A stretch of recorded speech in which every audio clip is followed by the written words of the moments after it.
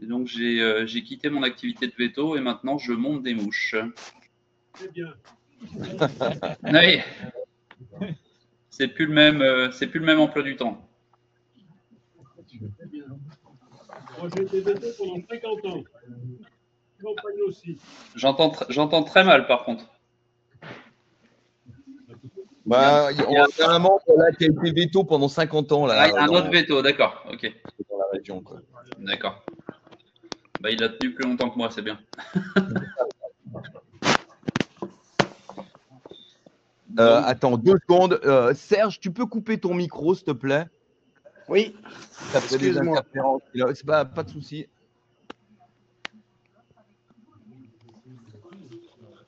Non, en fait, tu l'entends plus, c'est pas ça, je crois, le micro. Attends. Le micro, c'est en bas. C'est en bas. La première icône, c'est le micro. La deuxième, c'est la caméra. Ok. C'est bon?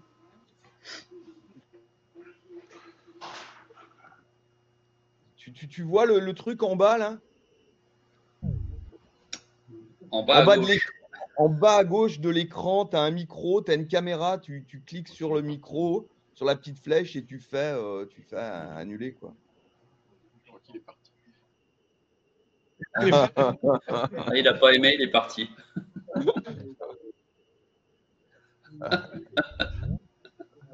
Bah, il va revenir.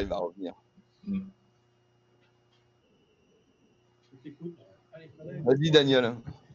Ouais. Donc, du coup, je disais, je monte des mouches depuis, alors professionnellement depuis 2 ans, mais je les monte depuis que je suis gamin, en fait. Hein. J'ai commencé il y a une bonne trentaine d'années. Et donc, c'était devenu une passion. Et donc, bah, voilà, c'est devenu un métier maintenant. Alors, je sais pas s'il y en a qui connaissent mon site ou mes réseaux. Je sais pas s'il y en a qui suivent le truc un peu. On a communiqué dessus au sein du club sur ton site. Ok. Oui, je pense qu'il y en a quelques-uns qui. Ouais, il y en a qui connaissent ton qui doivent connaître un petit peu. Ouais. J'en ai croisé, j'ai croisé du monde à Saint-Étienne aussi. Ouais. Bah moi, je suis venu te voir à Saint-Étienne avec Eric. Ouais, voilà, vous étiez tous les deux, ouais. On avait discuté pas mal. On a parlé États-Unis aussi. Pardon? On a parlé États-Unis aussi. Oui. Ah oui, c'est vrai, il y a les États-Unis. Ouais. Bon, on peut en reparler aujourd'hui s'il y en a qui sont intéressés. C'est pas un souci. Donc voilà pour la présentation. Donc pour ce que je fais moi dans mon activité, je touche un petit peu à tout dans le montage, mais le gros de mon activité c'est les mouches truites et ombres hein, principalement, comme beaucoup de monteurs. Donc il y a une gamme de sèches, une gamme de nymphes, il y a des mouches réservoirs, il y a des streamers, vous avez un petit peu de tout sur le site. Et après, ma spécialité entre guillemets et une grosse partie sans doute du sujet du jour, c'est les mouches montées avec du foam. Donc ça englobe les terrestres en priorité, mais pas seulement. J'ai d'autres modèles qui sont montés avec du foam, pas seulement les terrestres.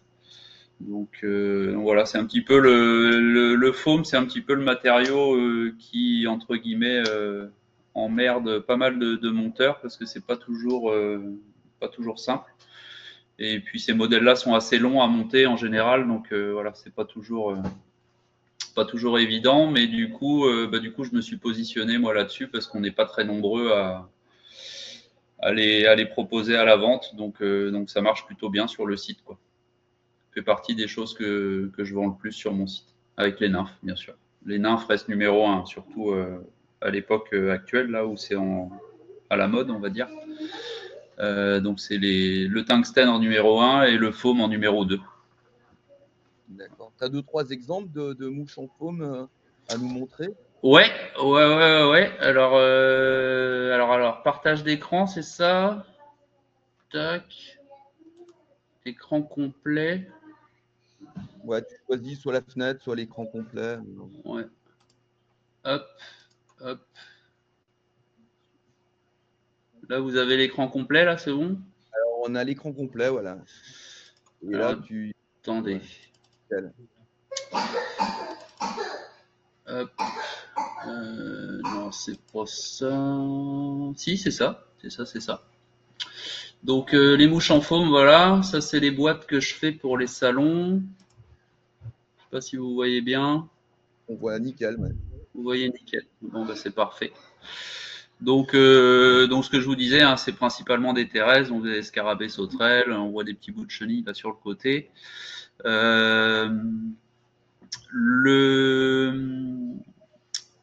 Attendez, je dois avoir d'autres photos par là. Voilà, ça c'est le modèle que je vends chez moi là en Bretagne. Là, tout le monde utilise ça maintenant là. Parce que je sais pas comment c'est chez vous, mais chez nous on a ce qu'on appelle les chenilles tordeuses du chêne. C'est des toutes petites chenilles vertes là qui pendent des chênes et des saules là au bout d'un fil là comme une araignée là, un fil de soie. Je sais pas si vous avez déjà vu ça au bord de l'eau. Ici, on en a. Ah, Il y en a quelques-unes chez nous. Il y en a quelques-unes chez nous, si. Ouais, vous en avez. Ouais. Faut viser les. Ça va être maintenant là. Enfin, en tout cas chez nous, ça va commencer maintenant. Chez vous, c'est peut-être un peu en décalé par rapport au climat. Mais si vous avez des secteurs de petites rivières qui sont bien boisés, là où il y a des chênes, où ça rentre un peu en forêt, chez nous, en tout cas, à cette période-là, quand il y a les chenilles, les truites se rassemblent de manière assez spectaculaire sous ces arbres-là et elles attendent les chenilles, quoi. Donc, on cherche. Ouais. Monter sur des combien cette chenille là? Cette chenille, alors là, elle est en gros plan, mais elle est montée sur un hameçon numéro 14 en plonge. C'est un hameçon assez costaud. Alors, j'utilise des hameçons forts de fer en général pour les terrestres. Pour une raison simple, c'est que ça permet de créer. Alors là, l'image est à l'envers, mais si je vous la tourne, voilà, là, elle est dans le bon sens. En fait, l'hameçon fort de fer crée un lest, si on veut, sous la mousse, et ça permet à la mouche de se poser toujours dans le bon sens, en fait, avec l'hameçon dans l'eau et le corps sur le dessus, quoi. Alors sur ce modèle-là, c'est pas forcément très important, mais sur attendez, comment je recule? Sur des modèles, voilà, par exemple comme les sauterelles, là, ça vous permet d'avoir votre indicateur, la coloré, qui est toujours tourné vers le ciel, quoi. Donc ça vous permet de bien voir la mouche. Parce que le faume flotte très bien, mais ne flotte pas très haut sur l'eau. C'est des mouches qui remontent comme des bouchons une fois qu'elles sont posées, mais par contre qui se posent pas vraiment à la surface comme une éphémère avec des hacles et du cul de canard qui dépassent vraiment. Là, ça flotte vraiment à ras l'eau, quoi. Donc du coup, cet hameçon fort de fer là permet d'avoir une mouche qui se pose dans le bon sens et du coup qui soit visible et plus efficace aussi. J'en étais où des photos là, voilà. Alors si vous voulez rentrer un peu dans les aspects montage, enfin le matériel que j'utilise. Ouais, carrément. Ouais. Ouais. Alors j'y pense là parce que vous l'avez sur la photo ici là. Ça c'est la soie que j'utilise quasiment exclusivement pour monter les terrestres. En fait, il faut utiliser des soies de montage relativement épaisses parce que le faume en fait tolère très mal le cisaillement et si vous avez des soies de montage très très fines, vous risquez de couper le faume en fait au moment du montage. Notamment quand vous faites des corps cerclés comme ça là, avec des segmentations. Dès que vous appuyez un petit peu, vous passez à travers votre faume et du coup vous coupez votre mouche en deux, quoi. Donc la soie unie en 6-0 là, c'est du, je sais plus combien de deniers ça fait du coup. Si quelqu'un sait, il peut nous le dire. Mais en tout cas, celle-là va très bien pour monter les terrestres. Oui, voilà, c'est ça. Ouais, c'est marqué juste au-dessus. Ouais, bien vu. Ouais, 136 deniers. Ouais. Donc c'est 2 fois plus gros que du 8-0. Donc voilà, si vous cherchez une soie de montage, je parle pour les gros terrestres, hein, parce que pour tout ce qui est montage sur des petites fourmis, des trucs comme ça que je fais aussi. Là, j'utilise des soies un petit peu plus fines.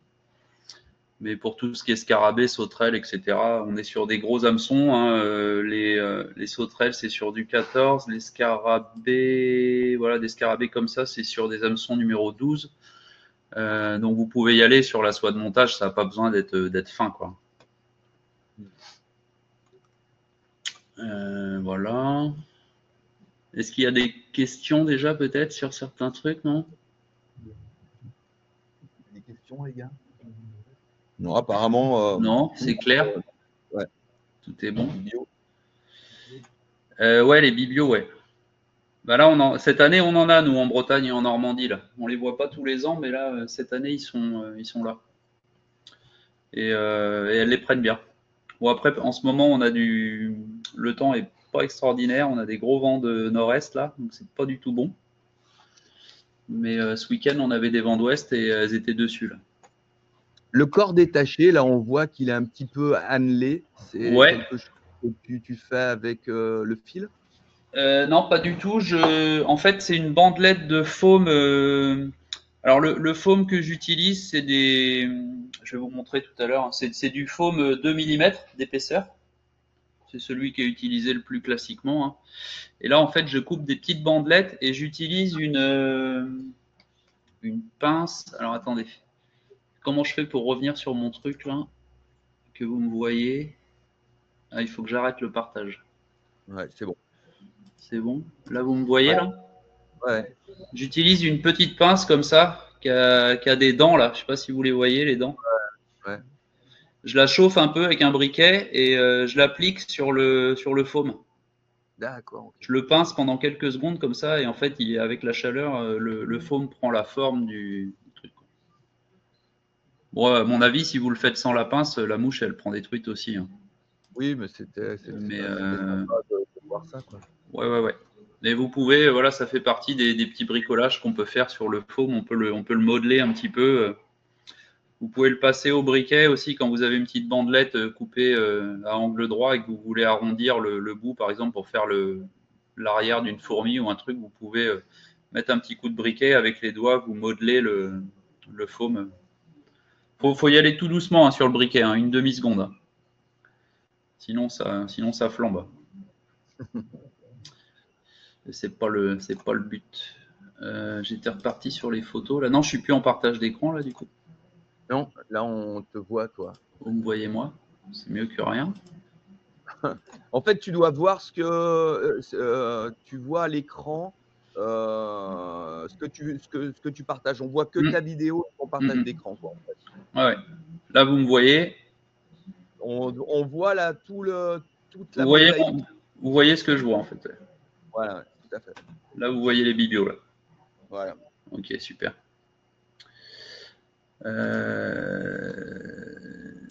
Tac. Donc oui, ça c'est la pince hein, qui donne cet aspect-là. Okay. C'est plus vendeur quoi. Ouais, c'est clair. C'est un peu plus fini comme mouche. Et après, alors celui-là, je l'ai pas en vidéo de montage. J'aurais dû le faire d'ailleurs, ça aurait été intéressant. Parce que ça c'est assez simple à monter hein, finalement. Vous avez juste, vous l'avez en gros plan là, ouais, vous voyez bien. Ouais. Donc un hameçon K10, un fort de fer aussi, comme pour les sauterelles. Vous avez juste de la soie de montage sur la première partie de l'hameçon, là, sur la première moitié. Vous fixez votre corps détaché, là, qui se prolonge ici, hein, on le voit, il vient jusque là.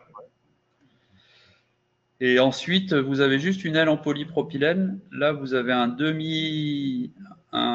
hacle de coque qui est là, qui va donner de la stabilité. Alors lui, il est enroulé en fait en parachute autour de la bandelette de foam là, avant qu'elle soit rabattue.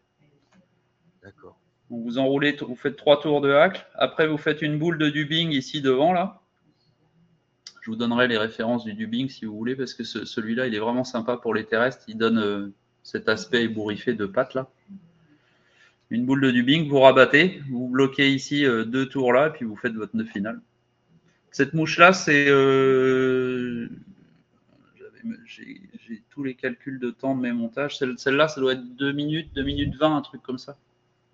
Et l'enroulement de la collerette de coque, tu le fais une fois que tu as fixé le corps sur l'hameçon. C'est la deuxième chose que tu fais. Ouais, je fixe le foam ici, là où il y a ma souris, là. Ouais. Après, Ton aile. je fixe mon aile. Voilà. Alors, en fait, l'aile, elle est fixée par le milieu. Et après, donc, ça veut dire qu'il y a un morceau de l'aile comme ça, un morceau de l'aile vers là. Ouais. Et après, je rabats tout vers l'arrière et je mets, alors on le voit, il y a un petit peu de dubbing brillant ici, là, vous voyez, celui-là, là. Ouais. J'utilise ce dubbing-là pour faire un petit aspect brillant, attractif, mais il me permet aussi de rabattre mon aile complètement vers l'arrière, quoi. D'accord. Ça appuie sur l'entron et ça le cale vers l'arrière.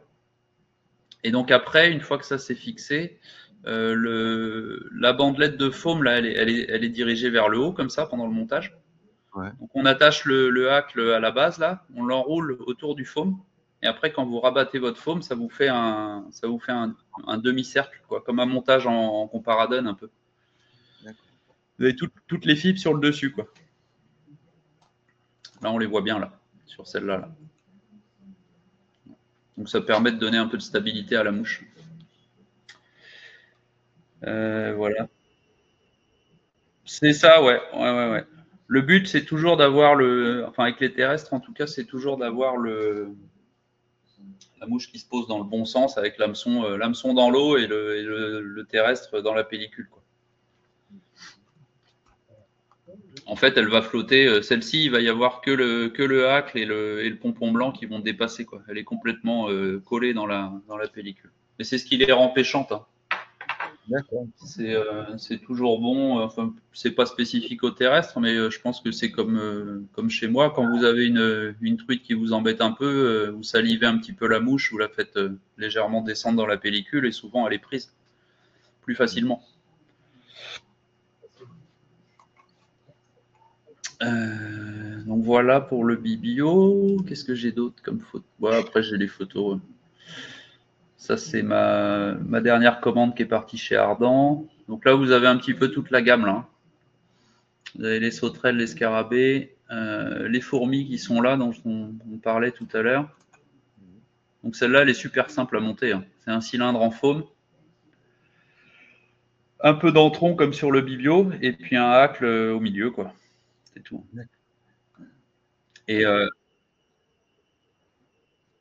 non, là je l'enroule classique comme une éphémère, comme un palmeur ou une araignée là. Et par contre, une fois qu'il est enroulé, je sectionne toutes les fibres qui sont en dessous. C'est un peu dommage parce que c'est des coups de coque américains là c'est du whiting là qui coûte un peu cher, mais elle est beaucoup plus pêchante comme ça. Toujours pour la même raison, hein, elle se pose à plat sur la pellicule. Alors là, c'est un modèle, c'était mon premier modèle, là, c'était du orange pâle. Mais si vous montez, si vous avez chez vous là, des rivières où ça court bien, là où l'été, quand il fait chaud, là, les poissons sont dans les radiers, là, dans les zones très rapides, mais pas forcément très profondes. Ces tout petits modèles-là, c'est top parce que ça flotte hyper bien. Il n'y a aucune maintenance à faire, il n'y a pas besoin de graissage de mouches, de séchage, etc. Et le modèle orange, là, il est hyper efficace sur les truites. Il marche très très bien. Chez moi, en tout cas, s'il faut choisir entre la orange, là, enfin, elle paraît un peu rose sur la photo, mais normalement, c'est plus orange comme ça. S'il faut choisir entre la orange et la noire, je vais prendre la orange. Beaucoup plus efficace chez moi. Et plus visible. Et plus visible, ouais. Sauf au coup du soir. Des fois, au coup du soir, le noir a une couleur qui se voit bien. Quand il y a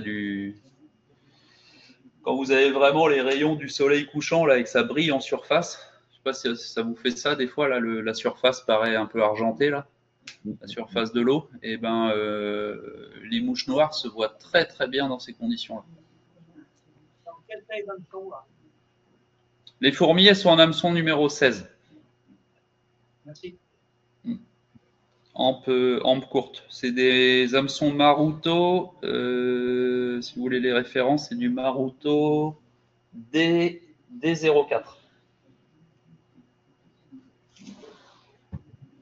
Alors là, pour le coup, c'est un hameçon fin de fer, celui-là, parce que sinon, si je mets du fort de fer sur une fourmi, elle coule en fait. Il faut adapter la nature de votre hameçon à la flottabilité de la mouche, quoi.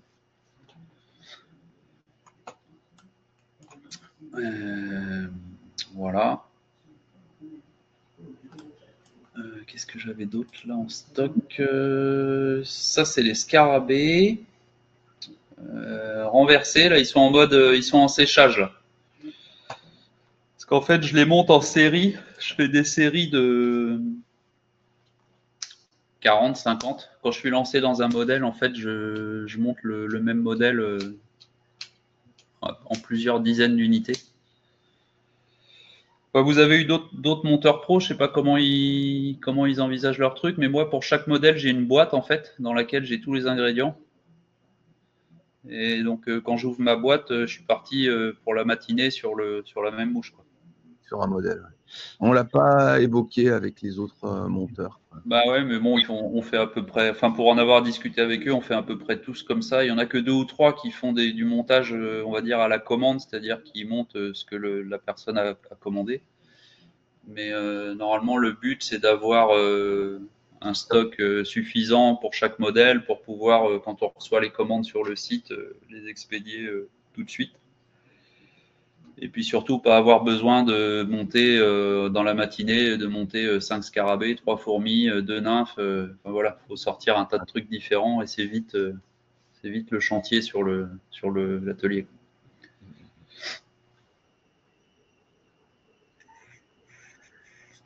Et ben en fait, quand je les monte en série, je colle pas mes têtes tout de suite. Je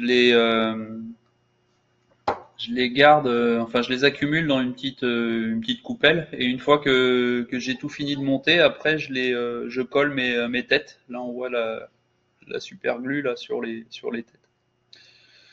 Et donc je les mets dans cette position là pour pas que ma super glue vienne obstruer l'œillet de l'hameçon en fait. Mais je vérifie quand même tous les œillets avant de les mettre dans mon stock. Parce que quand vous livrez des mouches avec des œillets bouchés avec de la super glue, ça peut être problématique. C'est pas du vernis, quoi, ça s'enlève moins bien. Ouais. Mais par contre, la super glue est assez indispensable pour les montages en foam. Vous allez le voir sur les vidéos de montage tout à l'heure. J'en utilise beaucoup.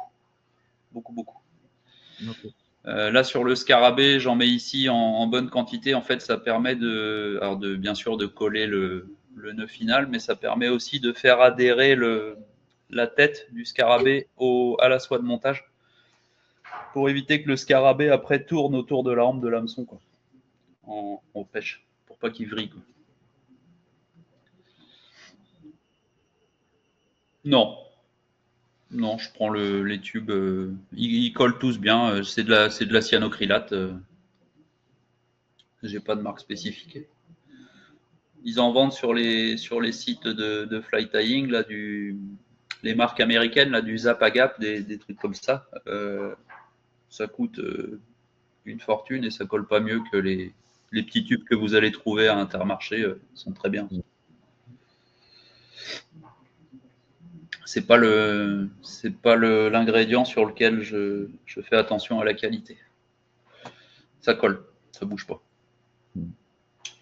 Et après, en termes de matériaux, le foam, je repasse sur le truc.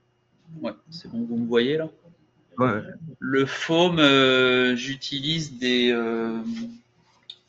feuilles A4, des feuilles comme ça. On voit avec tout le. Comment dire? Il faut que tu arrêtes ton partage. J'arrête le partage, ouais.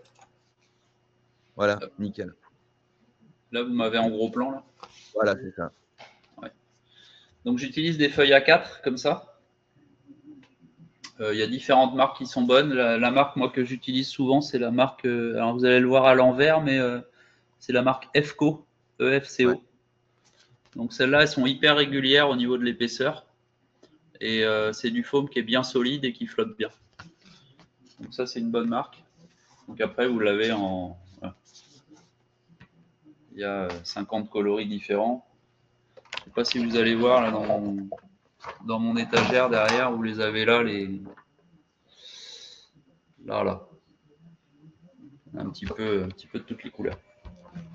Ces plaques de foam, c'est du matériel spécifique pour monter des mouches? Non. Non. Non, c'est du... Alors, vous allez trouver ça... Alors, sur Internet, vous en avez... Alors, allez surtout pas acheter du foam sur des sites comme Temu ou AliExpress. J'ai essayé et ça marche pas du tout. Vous n'avez pas deux feuilles qui font la même épaisseur. Et c'est du foam très bas de gamme qui casse systématiquement au montage. Donc allez pas acheter ça. C'est le moins cher, mais c'est impossible à utiliser, quoi, si on veut faire quelque chose de bien. Donc moi, j'en prends... alors, vous allez en trouver dans les magasins type Monsieur Bricolage, etc. Équivalent, quoi, le Roi Merlin.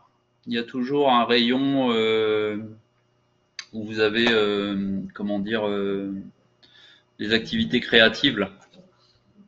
Vous allez trouver de la feutrine, des peintures pour faire du, comment ça s'appelle, du scrapbooking, des trucs comme ça. C'est ça. Et donc en général, ils vous vendent des feuilles de foam à l'unité. Là, vous pouvez prendre là-dedans. Normalement, celui-là, il est de bonne qualité. Et d'ailleurs, le FCO, là, il vient de ces magasins-là. Et sinon, vous avez un site internet qui s'appelle, c'est basé en Espagne, ça s'appelle Inspiro, I2NSPIRO. Et là, vous avez tous les coloris, toutes les épaisseurs. Il y a du choix, quoi. Et il est de très bonne qualité. Par contre, ils vous les vendent, je crois que c'est des paquets de 20 feuilles. Ah, il y a peut-être des paquets de 5 aussi. Parce que 20 feuilles, ça fait peut-être un peu beaucoup quand on est monteur amateur. Sauf si vous êtes plusieurs dans un club et que vous partagez le truc, quoi. Ouais, on pourra peut-être faire ça, quoi. Ouais. Mais non, c'est des paquets de 20 feuilles identiques. C'est des paquets comme ça, là.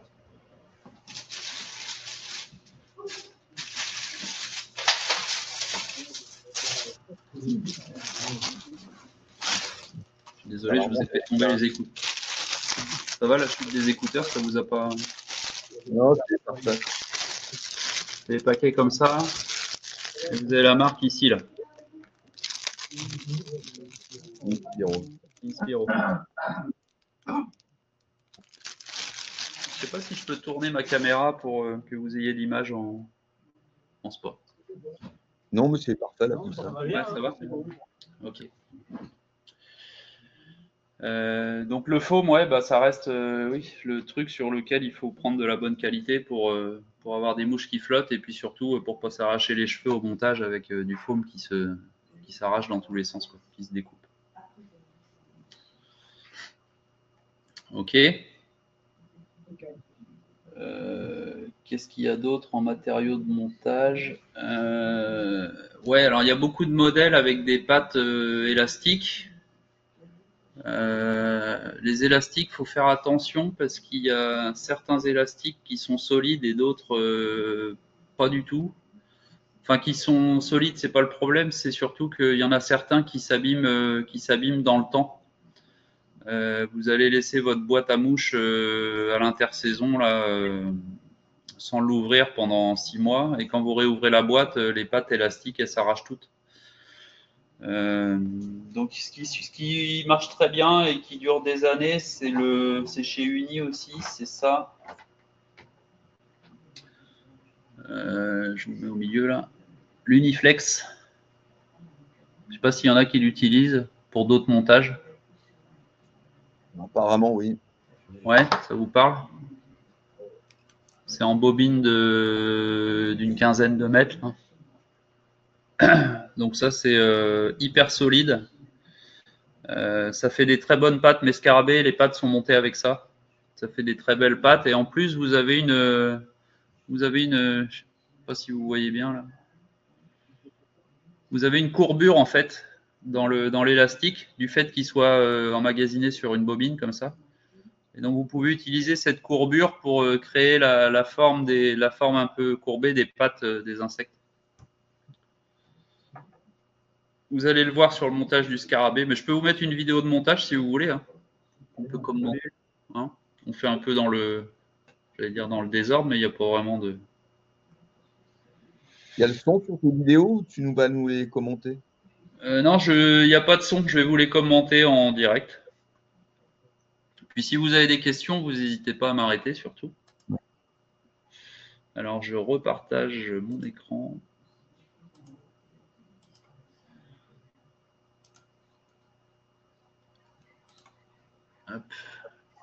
D'ailleurs, on le voit là, je vous parlais de la courbure de l'Uniflex là.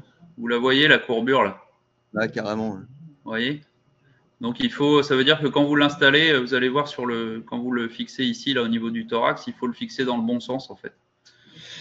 Sinon, ça vous fait des pattes. Alors c'est pas gênant. Hein. Vous voyez par exemple là ici, celui-là, elle est pas fixée forcément dans le bon sens celle-là. Elle est inversée par rapport à celle-ci. Mais ça prend des trucs quand même. Il n'y a pas de souci.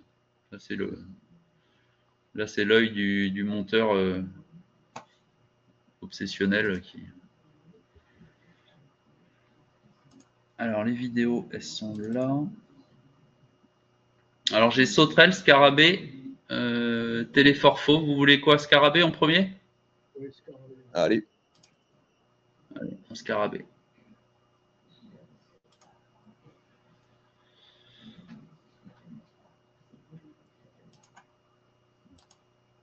Alors, je coupe tout de suite là. Mes scarabées, c'est des mouches sèches lestées. Vous voyez les tours de plomb là. En fait, flotte plus bas, c'est ça? Ouais. Alors en fait, la mouche, elle va flotter avec le cul vers le bas. D'accord. Donc, ce qui la rend plus efficace et surtout, en fait, ce qui fait l'efficacité du truc, c'est que quand vous lestez un petit peu l'artificiel, au moment où elle va se poser dans l'eau, elle va faire un ploc. Il y a un ploc un peu sonore là. Et en fait, les truites, on s'est rendu compte sur nos rivières bretonnes, en tout cas, là, qu'elles réagissent énormément à ce bruit-là. Et quand on pêche avec ces imitations-là, en général, c'est alors, on pêche pas les gobages avec ces mouches-là. C'est des mouches qui sont faites pour prospecter, pour pêcher l'eau. L'été, là, en journée, quand il se passe pas grand-chose, là. Et en fait, ouais, pas forcément en bordure. On pêche tous les postes. Mais les bordures sont meilleures, ouais. Sur les rivières dont la largeur le permet, on se met souvent au milieu quand on peut. Et on remonte en pêchant un coup à gauche, un coup à droite. On a des rivières pas très très larges chez nous, donc ça permet de pêcher comme ça. Et plus vous êtes sur des secteurs, on va dire, lents et profonds, plus ces mouches-là vont être efficaces. Parce qu'en fait, les truites détectent l'atterrissage de la mouche et souvent vous êtes pris dans les 2 ou 3 premières secondes de dérive. Ça va très très vite. Donc d'où l'utilité de ce petit plombage là. Alors par contre, ça facilite pas le lancer de ces mouches là. En fait, c'est comme si vous lanciez une nymphe finalement. Mais avec les badlines qu'on utilise, on y reviendra tout à l'heure si vous voulez sur le matériel spécifique pour cette pêche-là. On limite un peu le problème avec la nature du badline qu'on va utiliser.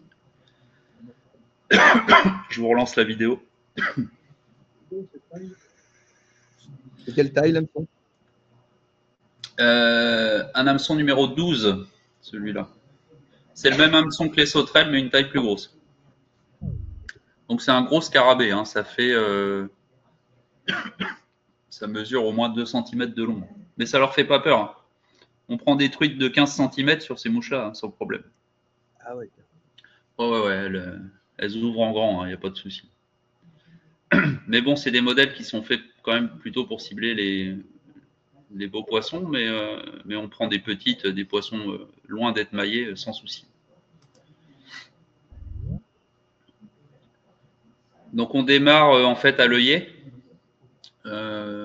Pour que le foam adhère bien et ne glisse pas après au montage, c'est bien de couvrir toute la hampe de votre hameçon avec la soie de montage. Donc vous coupez l'excédent et puis là le premier truc à faire c'est de prendre la super glue. Vous en mettez sur la hampe là où vous allez fixer votre bandelette de foam. Voilà, donc là la bandelette, vous voyez, donc ça c'est 2 mm d'épaisseur. Et c'est coupé à 8 mm de large, la largeur de l'imitation.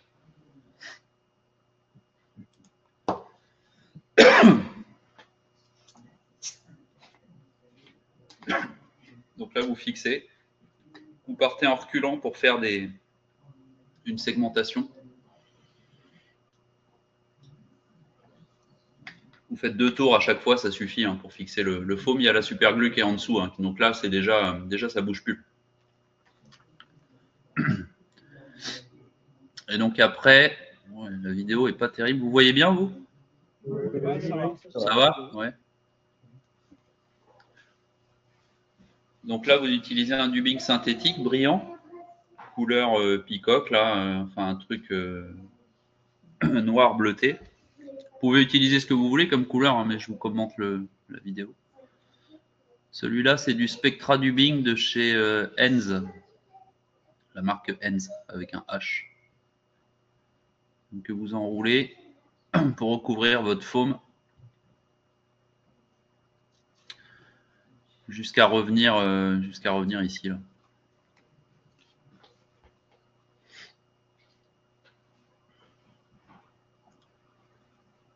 Alors là, normalement, je fais l'enroulement de dubbing en une seule fois. J'en mets très long, mais là, comme j'ai mon téléphone entre moi et l'étau, quand je filme, je peux pas mettre. Voilà, donc c'est pour ça que je le fais en 3 fois. Donc, vous rabattez le foam. Vous le fixez juste en avant du dubbing là. Donc là, il ne faut pas hésiter à appuyer bien fort sur les tours. Et vous faites 2 tours devant. Vous avez vu les 2 tours que j'ai fait là sur la hampe là devant? Pour sécuriser. Là, vous créez votre tête en rabattant.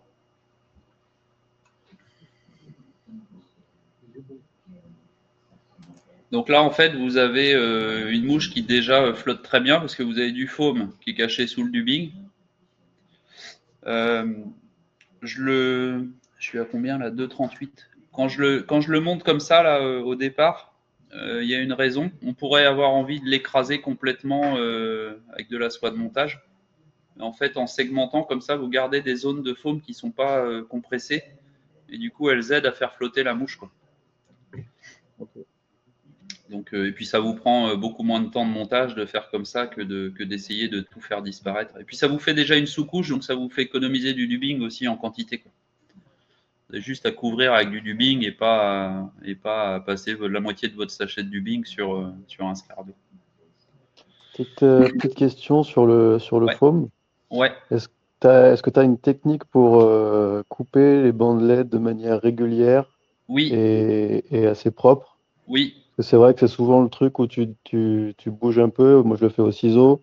Ouais. Et c'est pas toujours de la même largeur tout le long, quoi. Ouais, je vais vous expliquer ça quand le scarabée va être fini là. Tu me reposes la question à la fin de la vidéo? Ok, ça marche. Quand j'aurai enlevé mon partage d'écran parce que j'ai ça sur mon bureau à côté pour vous montrer. Ouais, ça marche. Ouais, on était rendu par là.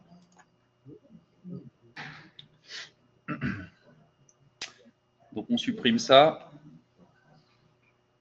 On installe l'indicateur Alors, sur la vidéo, ça rend pas bien, mais il est orange fluo.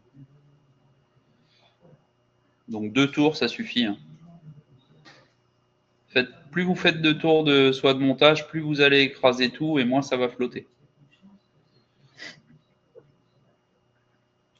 Niflex. Donc là, vous en prenez une longueur d'une vingtaine de centimètres que vous repliez en 2. Vous voyez là, c'est une boucle en fait, je l'ai repliée en 2.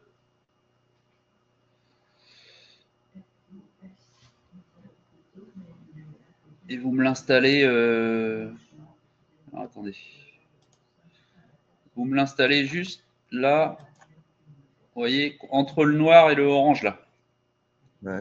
Ça vous fait un petit creux à cet endroit-là, là. Et si vous le fixez à cet endroit-là, il ne bougera pas. Si vous le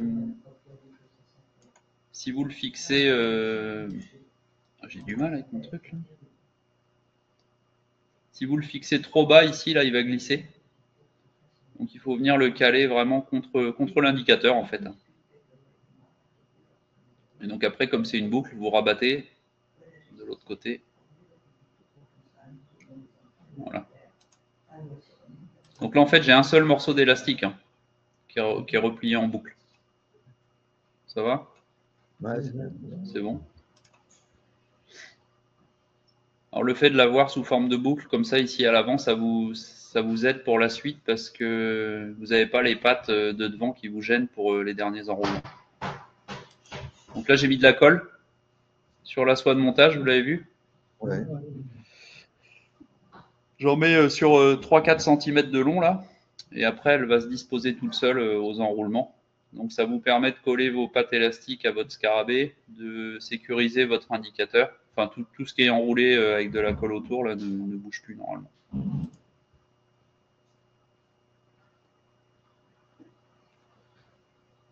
Et donc une fois que vous avez mis la colle, vous remettez un petit peu de dubbing.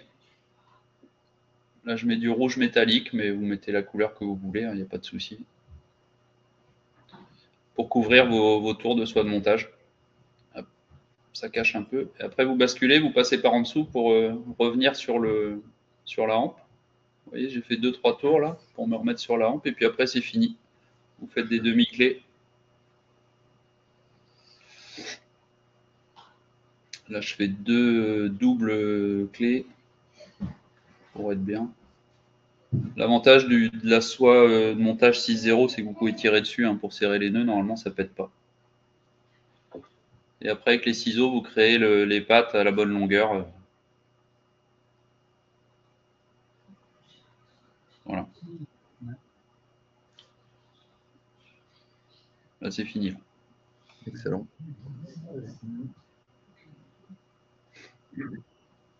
C'est bon?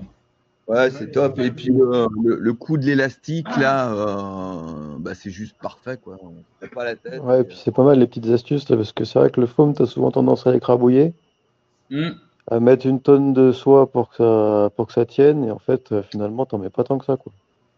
Ah bah non. Bah nous, le but du jeu, c'est de réduire au maximum le temps de montage. Hein. Ouais. Et de réduire aussi Alors sur la soie de montage, c'est minime, mais j'allais dire réduire aussi les coûts de montage. Mais moins on fait de tours, plus les bobines durent longtemps. Ouais, c'est sûr. Après, c'est pas ça qui coûte cher dans le montage. C'est les 2 seuls trucs qui coûtent vraiment cher, c'est les hameçons et les billes pour le monteur. Bon, là, il n'y a pas de billes. La référence de l'hameçon, si vous la voulez, là, ça c'est un hameçon qui est vraiment sympa, qui pique bien, qui s'ouvre jamais parce qu'il est très épais. Et le taux de décroche est pas très important du fait qu'on a. Enfin, je pense que c'est lié au fait qu'on a un œillet qui est dans l'axe du truc. C'est les hameçons, ça s'appelle N111. Vous les trouvez chez Troutline. Je sais pas s'il y en a qui commandent sur ce site-là.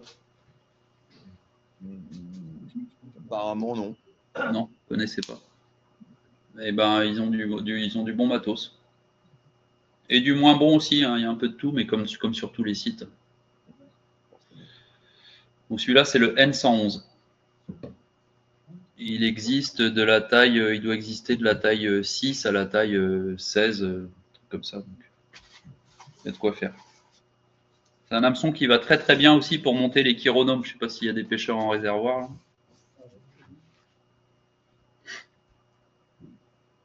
Mais j'utilise beaucoup pour les chiros, en plus petite taille. Ok. Ok.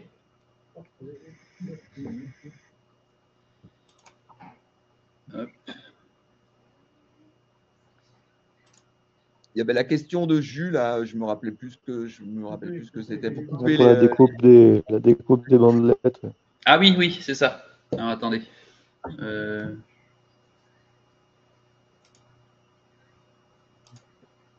Non, je suis. Si, c'est bon, là, on te voit. Là. Ouais, c'est bon, vous me voyez là. Alors, pour découper le foam, il vous faut ça déjà. C'est un plateau de découpe qui est quadrillé au centimètre là. C'est comme une planche pour découper les légumes. Et il vous faut ça. Une règle en alu et une lame de rasoir. Ok. Vous voyez le truc? Posé sur le foam, vous coupez le long et vous avez un truc bien régulier. Ça va très bien. Okay. Pour les découpes de bandelettes, quoi. Après, tout ce qui est découpe de petits morceaux, je le fais au ciseau. Il faut des bons ciseaux, par contre.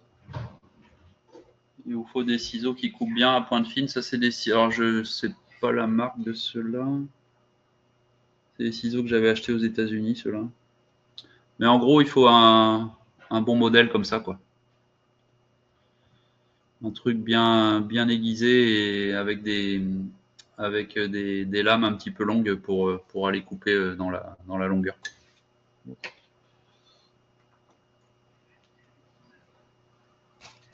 sais pas si vous avez vu d'ailleurs. J'en profite qu'on est revenu sur toi pour te dire que tu as l'air vraiment bien organisé. C'est propre derrière. Plein de petites boîtes, tout bien rangé. Vous voulez que je tourne l'ordinateur un peu pour voir le. Ouais, c'est. La table de montage, elle est là. Non, mais en fait, d'habitude, c'est le bazar, mais là, j'ai tout rangé pour aujourd'hui.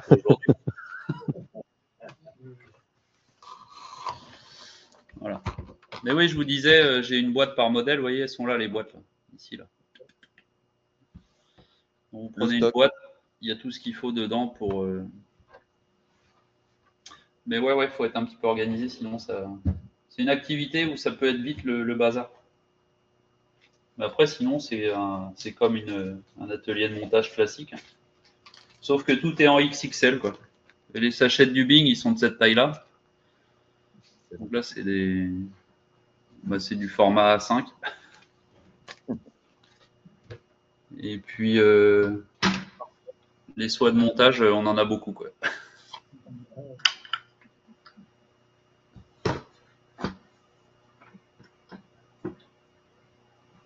Hop.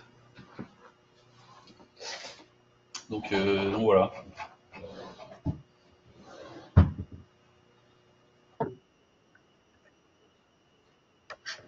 Je l'achète pas. Je le fabrique. J'ai un gros réseau de chasseurs dans mes amis là, et puis je suis moi-même chasseur. Donc quasiment tout ce qui est matériaux naturels, j'achète rien du tout. Là, c'est celui que je vous ai montré, c'est du dubing c'est du dos de lièvre en fait. Parce que j'ai pas trop le temps pour tanner les peaux, etc. Donc du coup, en fait, je collecte le dubing directement sur la peau du lièvre au ciseau.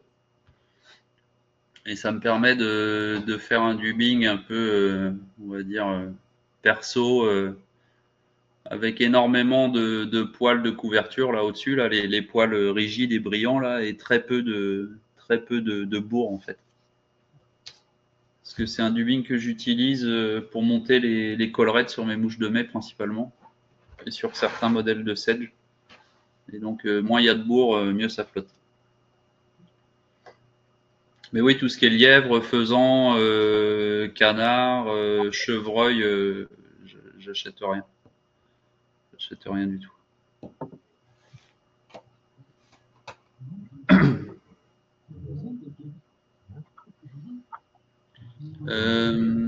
Est-ce qu'il y a des questions? Pas forcément sur les terrestres, hein, d'ailleurs. Hein, ça peut être des trucs sur mon activité, sur.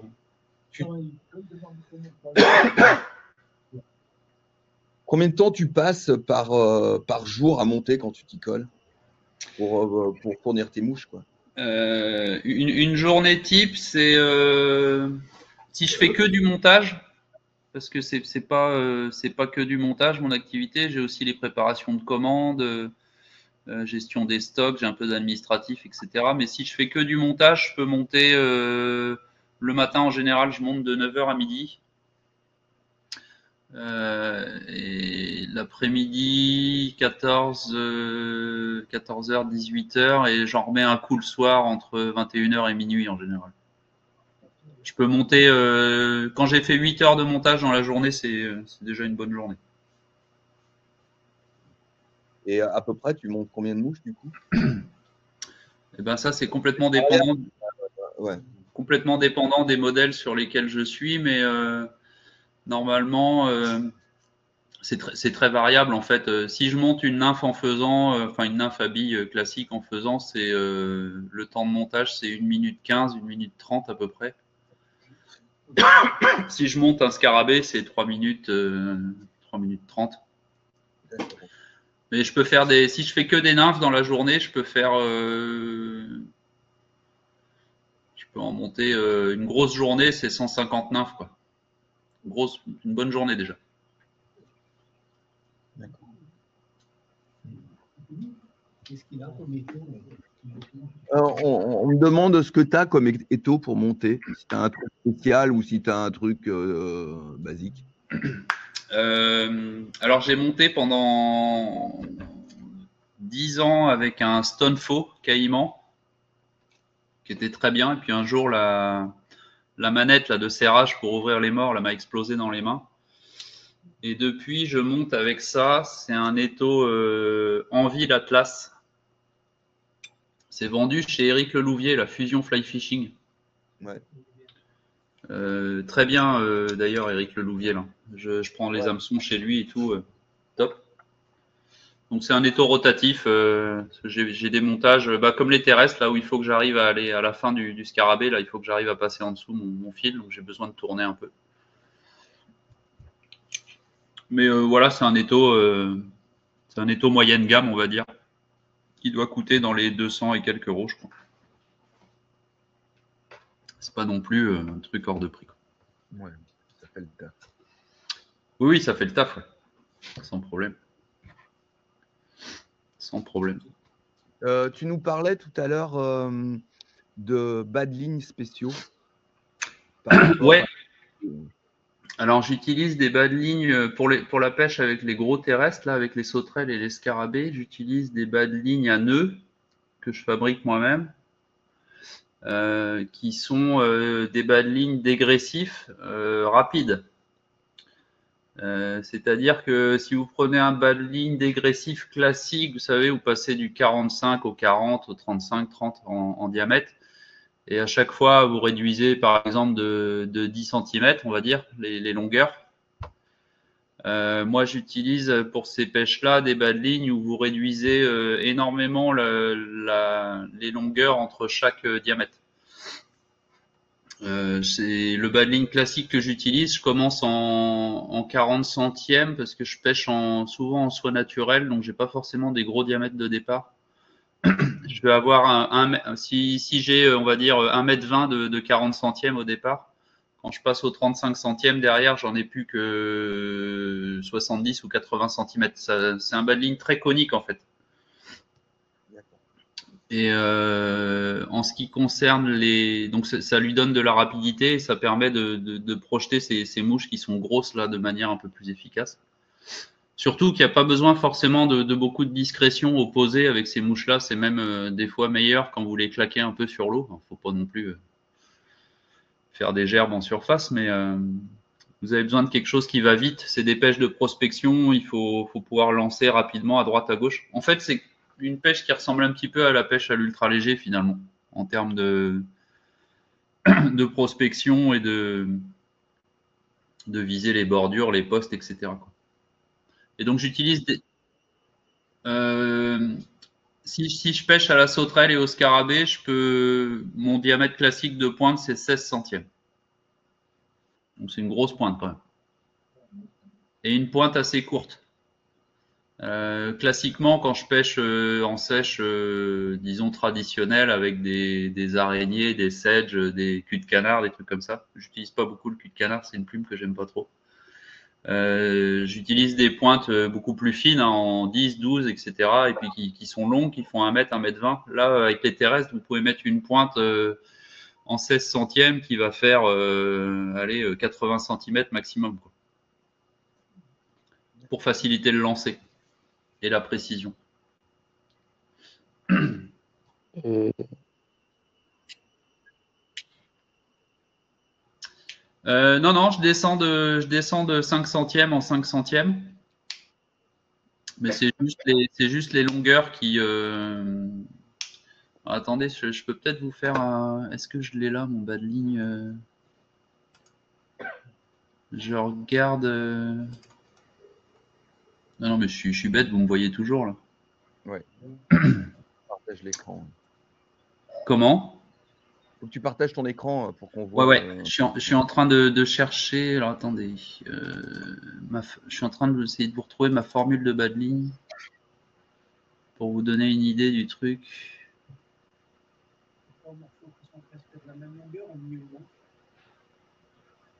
T'as entendu, non? Non, j'entends pas les questions dans la salle.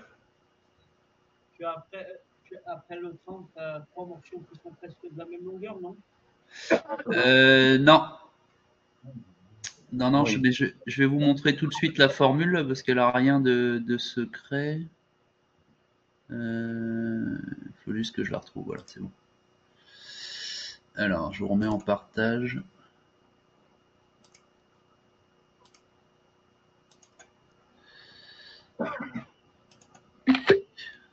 Vous l'avez ici, là. Sauf que là, vous le voyez, le tableau, là, c'est bon? Oui.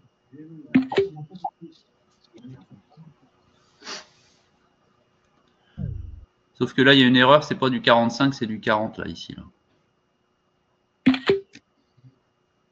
Ouais, 30, 80. Ouais, après, au milieu, tu as quasiment 30 cm, 20, tu descends de 10, 110. Là, je descends de 10. En fait, vous partez du 130 à 80, donc vous avez 50 cm de moins, après 30 cm de moins, après 20 cm.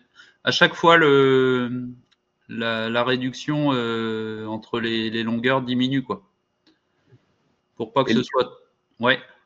470, c'est pareil, au moins il est plus long ton bas de ligne, quoi. Ouais, celui-là, c'est plus un bas de ligne que j'utilise pour la sèche traditionnelle. C'est un bas de ligne que j'utilise beaucoup pour pêcher en bouche de mai, celui-là.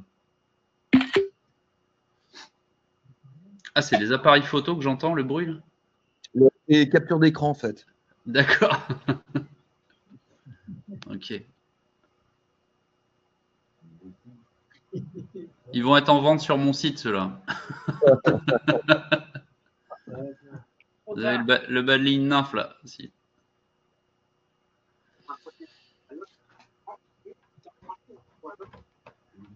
En combien en longueur, bas de ligne nymphe?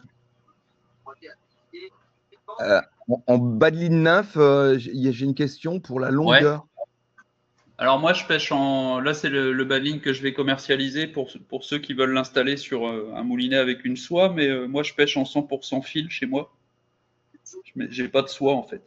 D'accord. Okay. Mais le bas de ligne que je vais commercialiser, là, il va faire 6,50 mètres, je crois, quelque chose comme ça. En gros, c'est 6 mètres de 25 centièmes fluo et 50 cm d'indicateur bicolore, hein, c'est tout. Ah oui, donc oui, c'est pour la nymphophile, quoi. Pour la nymphophile, ouais. Ouais, d'accord. Un bas de ligne quasiment sans nœud pour que ça glisse bien dans les anneaux. Ouais. Et quand tu vas à la pêche, tu as une canne pour pêcher exclusivement avec tes terrestres en foam et une autre pour pêcher plutôt avec des éphémères, ou tu changes de bas de ligne, ou tu changes de moulinet, ou... Non, je change en général. Non, j'ai une seule canne, sauf si je me promène avec une canne en sèche et une canne en nymphe, où là je peux avoir la canne en nymphe à la ceinture éventuellement, ou l'inverse. Ce que je fais beaucoup maintenant, j'ai une canne en sèche et si j'ai décidé de passer en nymphophile, j'ai une canne Tankara dans le dos de mon gilet. Parce que la nymphophile en Tankara, c'est vraiment sympa, ça marche bien. Et la canne Tankara, elle prend vraiment pas de place, quoi. C'est comme c'est une canne télescopique. Ouais. Bah, je fais ça depuis l'année dernière, là, et franchement, c'est assez marrant. Ouais.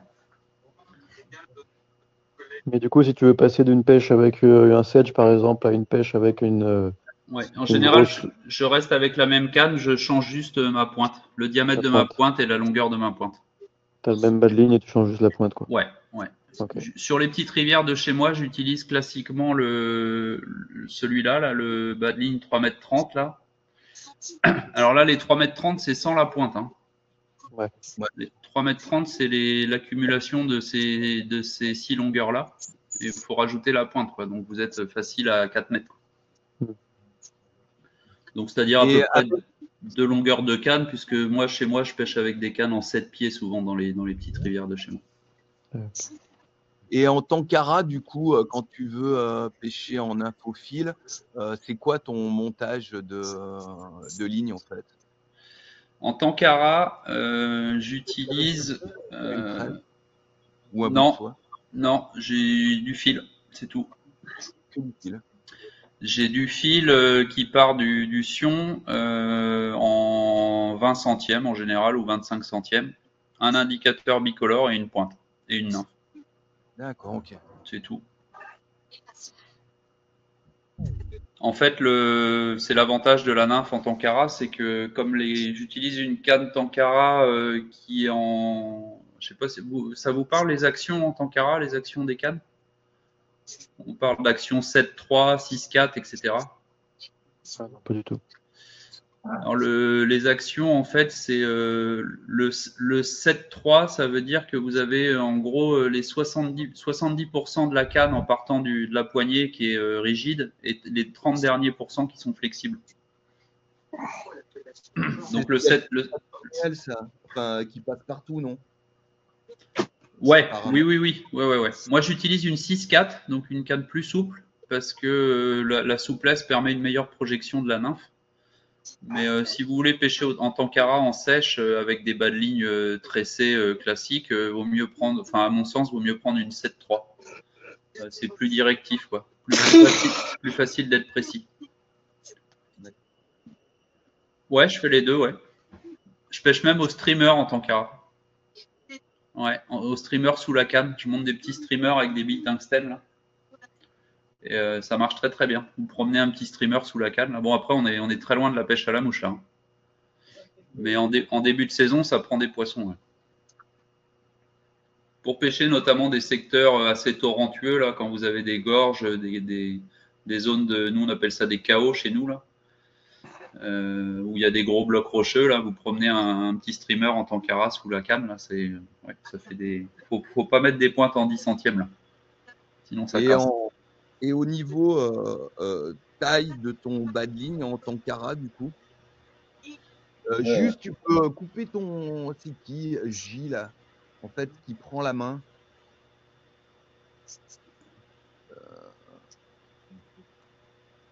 Ouais, bah écoute, je t'ai remis. Mais non, ça revient là. C'est qui ça?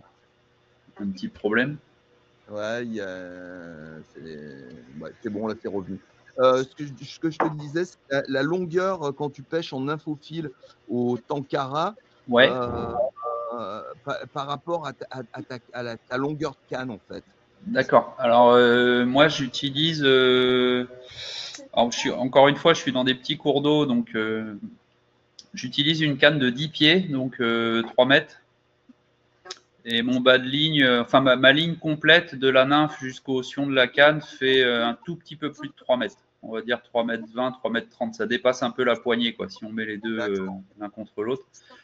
Tout simplement parce que je lance beaucoup à l'arbalète. D'accord. Et donc, pour pouvoir faire une bonne arbalète, il ne faut pas que ta ligne soit trop longue par rapport à ta canne, quoi. Sinon, tu as les bras comme ça, là, tu n'y arrives pas, quoi. Okay.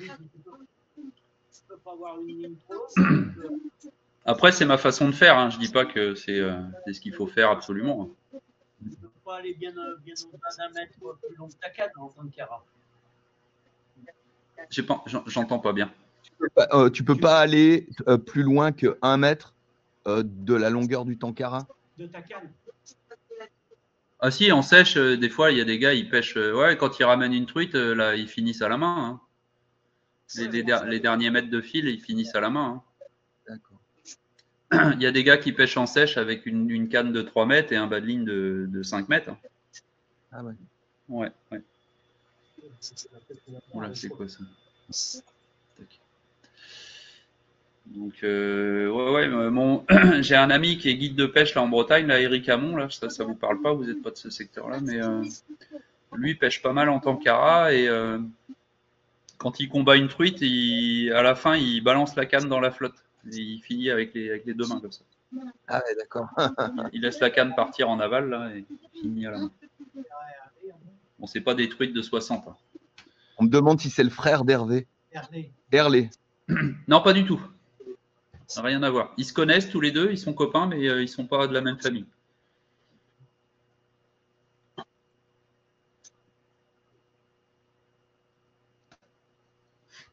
Donc voilà, petite parenthèse Tankara, c'est bien. S'il y en a qui n'ont jamais essayé, franchement, c'est top. Hein. Pour les petites rivières, notamment, c'est vraiment sympa. Hein. Je viens d'en acheter un, moi, là, pour essayer. Jus, en fait, t'arrêtes pas de déclencher le truc. Je sais pas pourquoi, comment. Si c'est pas moi, j'ai le micro coupé. Bah, pourtant, il y a J au milieu du truc de tout le monde, là, si tu veux.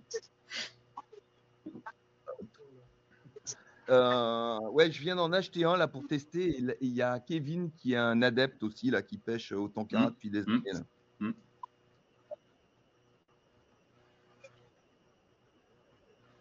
Ouais, bah ouais, pour débuter, c'est parfait. Moi, pour les enfants, c'est vraiment bien. Et puis surtout, pour pêcher les petits cours d'eau, le gros avantage, c'est que, enfin, à mon sens, en sèche en tout cas, c'est que on limite complètement le dragage parce que si on s'arrange bien sur la position du bras et sur la longueur de ligne, il n'y a que la mouche qui est sur l'eau en fait.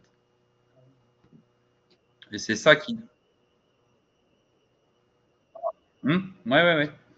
Noyer canne haute vers l'amont, ouais. Ou vers l'aval d'ailleurs, ça fait les deux. Mais oui, que ce soit en inf ou en sèche, le gros avantage c'est que on peut pêcher sans draguer parce qu'en levant le bras, on soulève toute la ligne en fait et on laisse que la mouche sur l'eau. Du coup, il n'y a plus de problème pour aller pêcher de l'autre côté d'un gros courant, une bordure. Non, c'est vraiment bien, c'est hyper efficace.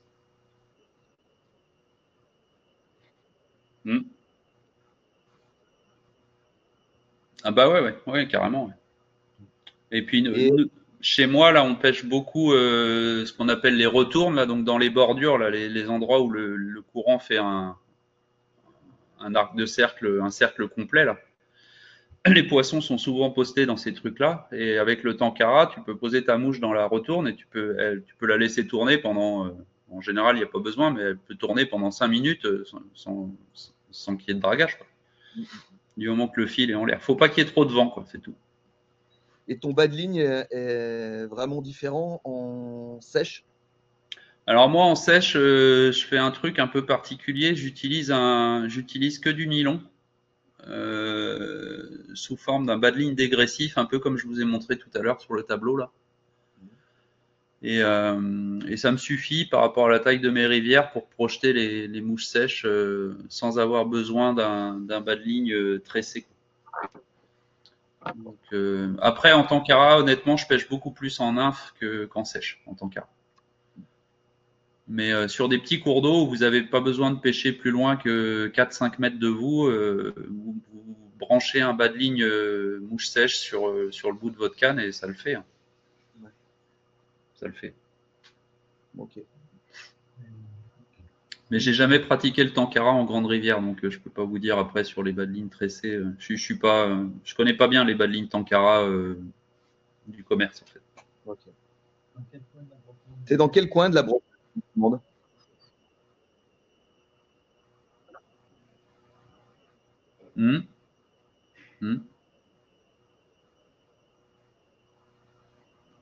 D'accord. Mais... Ouais, c'est ça, ouais. Du coup, la soie, elle faisait 1 mètre, quoi, alors? Ah, d'accord. Vous êtes où en Bretagne? Alors moi, je suis limite Bretagne-Normandie. Je suis juste, vous voyez la Bretagne et la Normandie, ça fait un angle comme ça là. Il y a le Mont Saint-Michel là, dans l'angle. Je suis là. Je suis au pied de la baie du Mont Saint-Michel en fait. Je suis sur Avranches, exactement. Ok.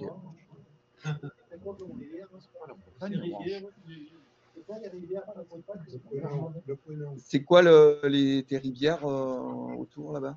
Alors les rivières les plus proches de chez moi, c'est les rivières de la Manche. Donc Basse-Normandie, c'est la C, qui est une rivière qui est assez connue pour les saumons. Bon là, la pêche au saumon est fermée cette année, là, comme en Bretagne, là, ils ont interdit la pêche au saumon. Mais je pêche beaucoup la C, ouais, c'est la rivière qui est à 15 minutes de chez moi, où on a une belle population de farios et on a aussi, à partir de fin mai, début juin, on a les truites de mer qui rentrent. Donc ça, c'est sympa parce qu'on les prend en sèche et en nymphe aussi, mais on les prend au coup du soir, elles gobent comme des farios, donc c'est un peu la surprise au ferrage, quoi. C'est pas le même combat, quoi. C'est pas des grosses qu'on a, hein. C'est ce qu'on appelle les phinocs. Nous, chez nous, c'est des truites de mer qui reviennent assez rapidement après leur premier séjour en mer. Là, elles font en moyenne, elles font entre 35 et 40 cm. Par contre, c'est des flèches, hein, ça rigole pas.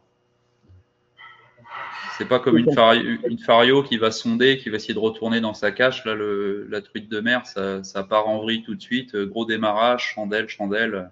C'est sympa. Ça doit être sympa en tant qu'ara alors. Ouais, j'en ai pris une en tant qu'ara l'an dernier, ouais. En nymphe. T'as couru sur le bord? J'ai pas couru parce que je pouvais pas courir, il y avait un arbre devant, mais j'ai serré les fesses, on va dire. Mais donc ouais, je pêche la C. On a une autre rivière au-dessus qui s'appelle la Sienne, qui est très bonne aussi, une rivière où il y a pas mal de mouches de mai. Et puis après, je fais la Bretagne, principalement Bretagne Nord, c'est-à-dire les Côtes d'Armor, avec des rivières comme le Trieux, le Léguerre. C'est les deux rivières que je pêche le plus. Suite au film là sur Season, là, elle fait rêver pas mal de monde, cette rivière. Laquelle? Le Léguerre. C'est une belle rivière, ouais. C'est une belle rivière. Il y a du poisson. C'est une des rivières de Bretagne où vous pouvez prendre une grosse truite fario. Il y a des poissons jusqu'à 50 cm, il n'y en a pas beaucoup, mais il y en a quelques-uns. Donc il n'y a pas que des petites truites en Bretagne. Et en Normandie, chez moi, là, la C et la Sienne, on est encore sur le massif armoricain, en fait, donc c'est quasiment des rivières bretonnes au niveau du profil, c'est pareil, quoi. C'est granitique, avec une eau un petit peu sombre. Donc ça se pêche très très bien en nymphe parce que vous pouvez approcher les poissons pas très loin, quoi. C'est un peu comme chez nous. Ouais. Vous avez quoi comme rivière, vous, chez vous, là? C'est les rivières granitiques aussi, donc avec de l'eau pas super claire. Donc la nymphe à vue, c'est quasiment pas possible. Ouais, chez moi, c'est pareil. Et on a beaucoup de... Enfin, nous, ici, là, quand on va pêcher vraiment à côté, on a l'Anse, le Lignon, la Mare, le Bizézy. C'est vraiment des petites rivières. Des petites rivières et tout ce qui est en tête de bassin, c'est même vraiment tout petit, quoi. Ça passe vite en seconde catégorie, donc pas des rivières très larges. Ah bah c'est parfait pour le Tankara, ça. C'est bien. On va essayer ça. Ouais. Un autre montage ouais. Pendant qu'on a encore tout le monde ici. Ouais. Pas de souci. Est-ce que tu as, j'ai une demande, est-ce que tu as un montage de fourmis en vidéo? Non, j'ai pas la fourmi en vidéo. Non, mais c'est pas grave. Hein. Par contre, la sauterelle. Ouais, j'ai une sauterelle. La fourmi, alors vous avez un équivalent du montage que je fais là sur YouTube. Il y en a qui regardent un peu les vidéos de montage sur YouTube là? Ouais, à peu près tout le monde. Ouais. Sinon, je peux vous la mettre en partage d'écran hein, si vous voulez. Mais vous avez une chaîne Oh. YouTube qui s'appelle Tightline Vidéo. Ah oui, d'accord, je la vois, ouais. Si tu peux mettre tu vois en bas, il y a le chat. Si tu peux nous mettre l'adresse, c'est cool. Alors, le chat, c'est où ça? Là, ici. Ouais. Entre la main et le partage d'écran. Ouais, je suis dessus là. Le chat, ouvrir le chat. Les chats, j'en ai ouvert quelques-uns. Hein. J'ai fait 15 ans de veto.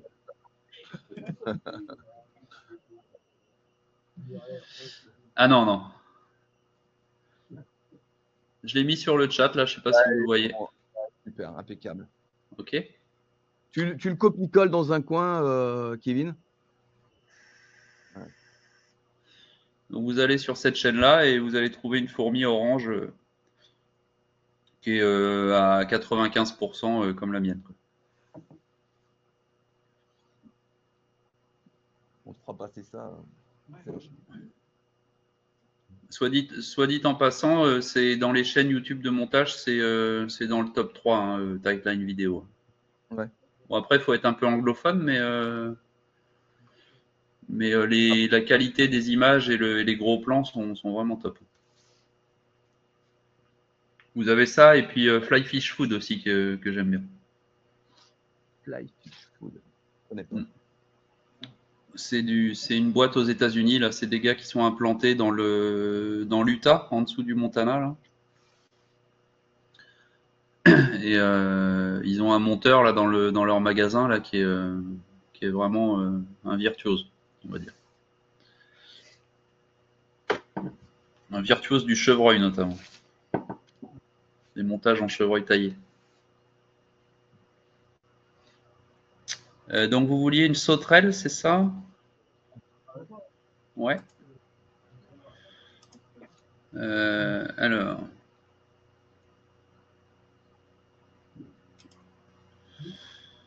Tac, tac, tac, vidéo.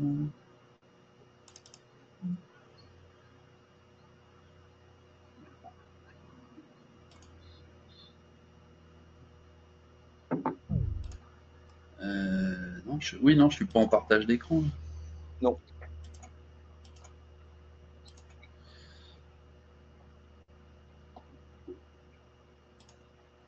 C'est bon là? Impeccable. Allez, c'est parti. Donc c'est le même hameçon que tout à l'heure. Une taille en dessous, c'est du 14 là. Soit 6-0, toujours. Donc vous faites un enroulement sur toute la rampe. Alors, vous descendez pas trop bas dans la courbure, hein, parce que comme c'est des grosses mouches, il faut laisser la courbure bien dégagée, sinon vous ratez toutes vos truites, hein, vos ferrages.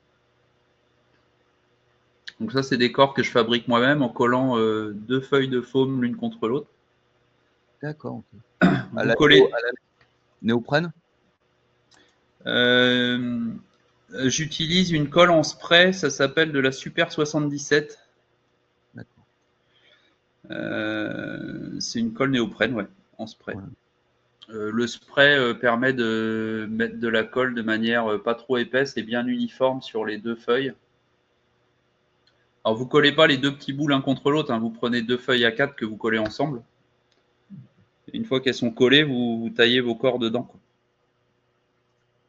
Donc là, grosso modo, C'est une question de visibilité, là, les 2 couleurs. Tu t'as mis le rose là-dessus pour. Ouais, non, c'est plus. Alors, les couleurs des sauterelles, j'ai essayé plein de trucs différents. Et alors, il y a des jours où les couleurs naturelles marchent très très bien. Il y a des jours où c'est des trucs un peu plus fantaisistes, parce que là, vous voyez, c'est un peu rose, un peu violet au-dessus. Il n'y a pas beaucoup de sauterelles dans la nature qui ont cette couleur-là.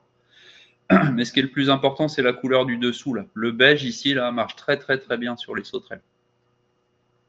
Donc dans 90% des situations, vous pouvez mettre ce que vous voulez comme couleur au-dessus, là, du moment qu'il y a du beige en dessous.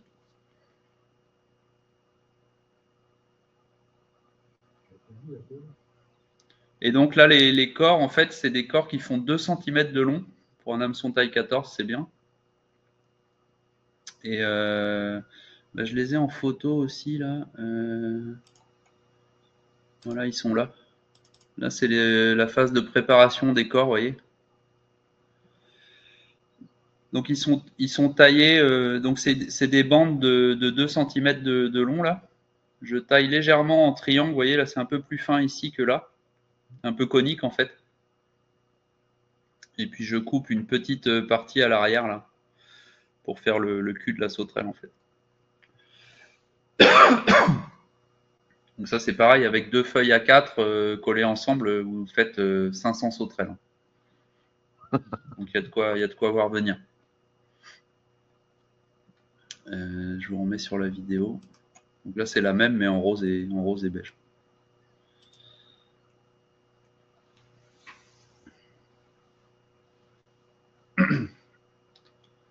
Donc là pareil, on va créer la segmentation. En fait, l'avantage du foam, vous pouvez le bouger vers l'avant et vers l'arrière pour passer votre soie de montage dessous en fait. Et avoir quelque chose de propre.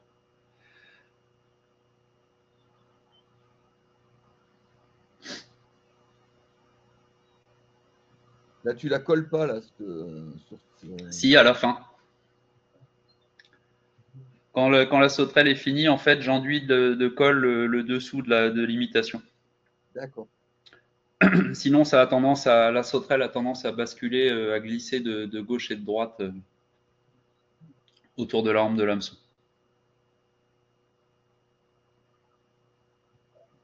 Donc toujours pareil, un indicateur.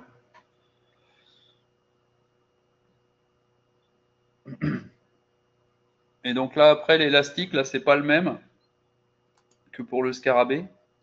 Bah, j'ai pas coupé au bon moment. Voilà. C'est d'élastique rond qui est vendu en, je sais pas s'il y en a qui ont déjà vu, qui est vendu en bandelette. J'en ai là, je vais vous le montrer après quand on va être revenu sur l'écran de base. Donc c'est vendu en bandelette, c'est des des fibres élastiques là qui sont collées les unes aux autres.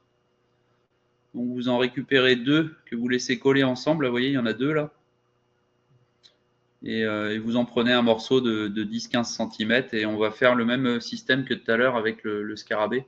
Vous le fixez d'un côté, vous faites juste vous avez vu, j'ai juste passé une fois la soie de montage, juste pour le tenir. Vous faites votre boucle et vous faites un tour aussi de l'autre côté.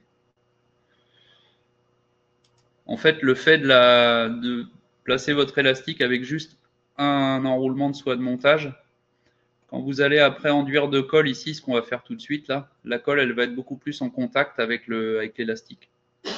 Alors que si vous faites 5-6 tours au départ, là vous allez mettre de la colle sur votre soie de montage, mais pas sur votre élastique en fait. Je ne sais pas si vous voyez ce que je veux dire. Ouais. Bon bah parfait. Donc là on enduit sur la soie de montage. Faut pas en mettre beaucoup, hein, sinon ça tombe sur votre table. Et là, en fait, en 5 secondes, vous avez tout fixé ensemble, quoi. Et après, la fin du montage, ça ressemble un peu au scarabée. Hein. Vous cachez vos tours avec du dubbing. Si vous ne mettez pas de dubbing, à mon avis, elle marche aussi. Hein.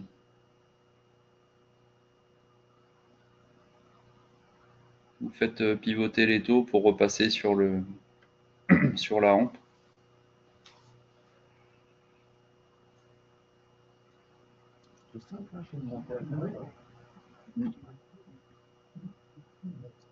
Mon outil pour faire le nœud de finition, là, c'est un tube de stylo bille. Ça fait 20 ans que je l'ai, j'y tiens beaucoup. Toujours le même. Et donc là, en fait, j'ai coupé ma boucle et je sépare vous voyez les deux fibres élastiques. Le fait de les séparer, vous donnez beaucoup plus de mobilité aux pattes et vous multipliez le nombre de pattes par 2. En gros, plus c'est mobile, plus ça gigote, meilleur c'est. C'est des mouches qu'il ne faut pas hésiter à animer en surface. Hein. Il y a des jours, ça marche très bien.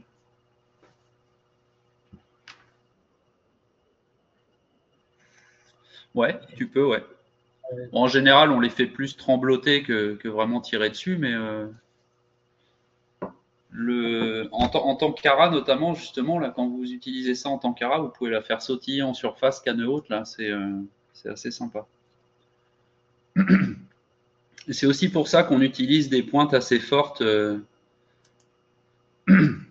avec ces modèles-là, c'est que on est sur une pêche de prospection où on n'a pas forcément ciblé l'endroit précis, où on ne sait pas trop où le gobage va se faire, donc c'est souvent des ferrages un peu réflexes, un peu brutaux. Et si vous pêchez en 12 centièmes avec ces mouches-là, vous allez casser au ferrage en fait. Puis de toute façon, vu la taille des mouches, c'est pas des mouches à lancer avec du 12 centièmes. Et petite astuce aussi quand vous montez des terrestres, n'hésitez pas à augmenter un petit peu la taille de l'imitation par rapport à la taille réelle des insectes naturels. Souvent, ça déclenche les beaux poissons quand vous pêchez avec une sauterelle un peu plus grosse que les vraies sauterelles qui sont dans la prairie d'à côté. Faut pas avoir peur. Faut pas non plus sortir un truc gros comme l'index, mais vous pouvez monter des sauterelles sur hameçon numéro 6 ou 8, ça prend des truites chez nous. À partir du moment où elles font 25 cm, les truites, elles avalent à peu près tout. Elles sont capables de bouffer un verron déjà à 25 cm. Donc une sauterelle, ça ne les gêne pas, même si elle est un peu grosse. Et donc oui, je voulais vous montrer une fois, parce que c'est pas sur la vidéo, une fois que le montage est fini, je vais pas réussir à me remettre sur le truc. Voilà, une fois que c'est fini, je mets de la super glue tout le long là. D'accord. Ici, pour coller la sauterelle à l'hameçon en fait. Parce que finalement, sur ces montages-là, on ne monte pas autour de l'hameçon. En fait, vous avez votre sauterelle qui est montée par-dessus votre hameçon. Elle n'est pas montée autour, quoi. Donc, si vous ne voulez pas qu'elle glisse sur les côtés, il faut mettre de la super glue en dessous, quoi. Sinon, au bout de 3 truites, elle est à l'envers. Elle peut se retourner carrément sous la hampe.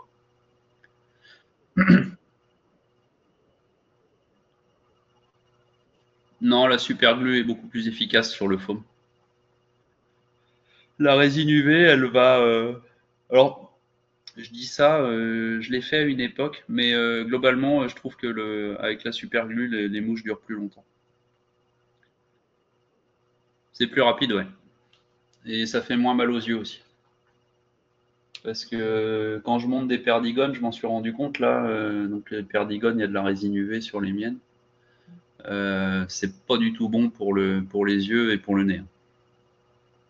Je sais pas si vous avez déjà vu, mais quand vous mettez votre résine UV là et que vous lancez la polymérisation, il y a une petite, elle fume un peu. Vous avez vu la fumée qui part là? Ouais. Bah, celle-là, elle est pas bonne pour les yeux. Donc quand je fais des perdigones, je monte avec des lunettes polarisantes. Je sais pas si c'est efficace, mais en tout cas, c'est...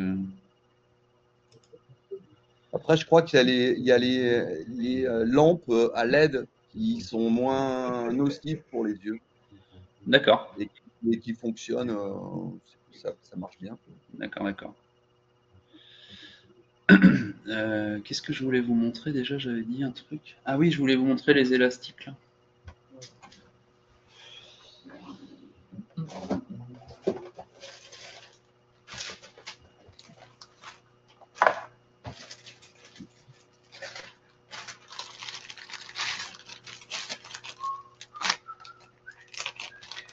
J'en ai un là. Alors, du coup. Là, c'est bon, tas. Hein. Vous me voyez là? Ouais. C'est ça les élastiques là. C'est une bandelette qui fait 3 cm de large. Et en fait, les fibres sont... Là, je vous en sépare 2 ou 3 là, si vous voulez. Avec une aiguille, là, vous séparez ça là. Et vous récupérez deux brins comme ça, là, vous voyez. Sur les sites de montage, ça s'appelle de l'élastique rond, du round rubber. Et celui-là, il est solide. S'il y en a qui vont aux États-Unis, vous allez voir Eric Paramore, là, Hopper Store. Il Lui, il vend que du matos pour monter des sauterelles. Ah, carrément. Ouais. Il est Là-dedans, 100%, enfin sauterelles et puis leurs imitations en foam, là, type Tchernobyl, etc. quoi.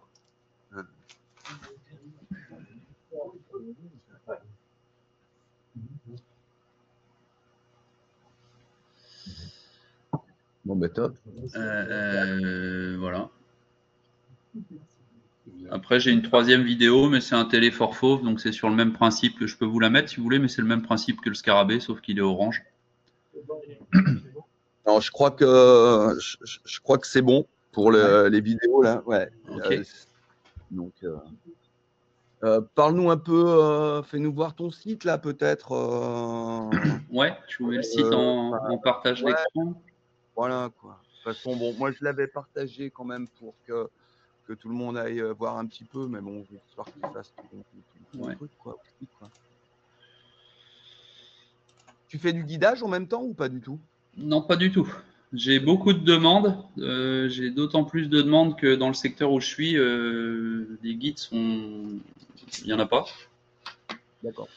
Mais non, bah, j'ai pas enfin, il y a une formation à faire pour guider et c'est un peu compliqué de caser ça dans mon emploi du temps. Et le centre de formation le plus proche, il est à 1h30 de chez moi. Ouais, il faut qu'il passe un an, quoi, quasiment. Quoi. Mais j'aimerais bien guider de temps en temps, ouais.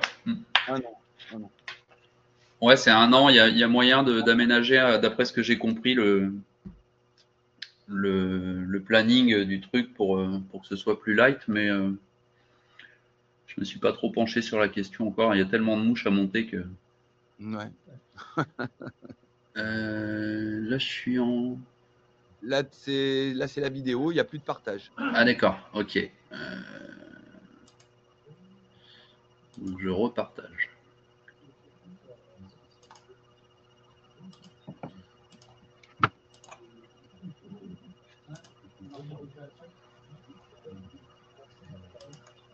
Là, vous l'avez là? Ouais, on l'a, ouais. Ok. Donc le site est là. Tiens, bah ça c'est les trucs de mer de chez moi, ça, sur l'AC là. Poisson qui fait 40 celui-là. Et ça c'est Nofario avec une sauterelle. Donc le site fonctionne comme ça. Vous avez le shop qui est là, avec toutes les rubriques, les nymphes, les sèches, les mouches réservoirs, les mouches à bar. Donc vous retrouvez les terrestres dont on parlait là dans la section mouches sèches qui est ici. Donc là j'ai du classique, hein. Mouche de mai, montage parachute, petite olive, etc. Quelques sedges. Avec celui-là là, que je vends beaucoup, là, mais qui est très long, enfin qui est très long, qui est un peu pénible à monter, là, celui-ci. Le sedge indicateur, là, avec une boucle, j'ai un sedge avec une petite boucle en nylon derrière, en fait, là. Qui permet d'attacher une pointe avec une nymphe derrière. D'accord. Et qui est monté en parachute, donc il flotte très très bien. Ça, c'est sympa. Et vous pouvez l'utiliser aussi en mouche sèche classique toute seule. Dans les torrents de montagne, notamment, là, pour pêcher les eaux rapides, c'est pas mal. Et donc les terrestres dont on parlait sont ici, là. Donc les fourmis. Alors vous avez en général souvent 2 coloris par modèle. Ah là, on voit mieux la couleur. C'est plus voilà. Ça, la couleur. Ouais, exactement. Ouais. Là, vous avez le orange. Mais je pense que la photo que je vous ai mise tout à l'heure, en fait, c'était pas la même marque de cylindre en foam. Parce que les cylindres en foam, on a du mal des fois à s'en procurer. Là, ceux que j'ai trouvés, là, que j'utilise actuellement, sont vraiment très bien. C'est la marque Saibei, qui est une marque qui commence à être bien connue là, dans le monde du montage. Là. Et ils font des cylindres en foam. Là, sur les hameçons de 16, là, j'utilise des cylindres qui font un peu moins de 3 mm de diamètre. Ils font 2,8, il me semble. Et toujours, le plus important, la qualité des hacks. Là, il n'y a pas trop le choix. C'est forcément des trucs américains, quasiment. Tu travailles avec des lancettes, enfin Ouais. Ouais, des saddles, ouais. Ouais, exactement. Ouais, comme je travaille en série, il me faut des plumes qui soient très longues et très régulières en termes de longueur de fibre, en fait. Et donc, les saddles, c'est l'idéal, quoi. Avec une plume de saddle, je vais monter 15 fourmis. Là, il y a 3 tours de hacle sur ces fourmis-là. Faut pas en mettre de trop. Voilà. Les chenilles. Les bibios. Le téléphore, là, c'était la 3e vidéo, mais vous voyez, c'est un scarabée, en fait. C'est juste que chez nous, en Bretagne, on a beaucoup de ces petits insectes oranges là, qui se promènent au printemps sur les... Je sais plus comment ça s'appelle, ces grandes fleurs blanches là, qui ressemblent à des parasols. Là. Il y en a beaucoup en bordure de rivière et dès qu'il y a du vent, les truites les bouffent en fait. Et puis j'ai ma petite dernière là qui vient de sortir, là, la mouche de maison. Là. Alors là c'est un peu particulier, c'est un montage comme un booby en fait pour ceux qui pêchent en réservoir. Ouais. Vous avez le foam qui est à l'avant pour faire les yeux. Donc là pour le coup celle-là elle flotte très très bas dans la pellicule mais ça marche très très bien. Ça marche très bien en réservoir aussi d'ailleurs. De toute façon, tout ce qui est petit, qui est noir et qui est bourriffé, comme ça prend des truites. Le noir, c'est une couleur incontournable sur les farios, pour moi. Mais ça nous permet, en fait, chez nous, là, les terrestres, de continuer à pêcher en sèche, alors que tout le monde se plaint qu'il n'y a plus de gobage, en fait. Il n'y a plus beaucoup de gobage parce que les éclosions sont moins intenses qu'avant, c'est sûr, mais les terrestres, c'est une façon de continuer à pêcher en sèche, même quand il n'y a pas d'éclosion, quoi. Hop, voilà. Ok, bah écoute, merci beaucoup Daniel. Bah, merci à vous.